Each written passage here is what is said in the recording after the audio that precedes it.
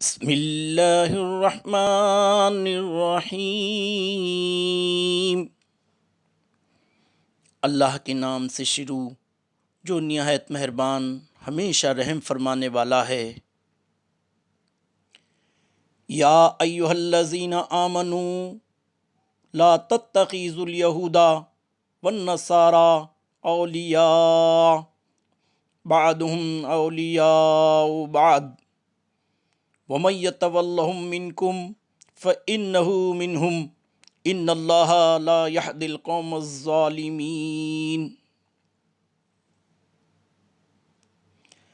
اے ایمان والو، یہود اور نصارہ کو دوست مت بناؤ، یہ سب تمہارے خلاف آپس میں ایک دوسرے کے دوست ہیں، اور تم میں سے جو شخص ان کو دوست بنائے گا بے شک وہ بھی ان میں سے ہو جائے گا۔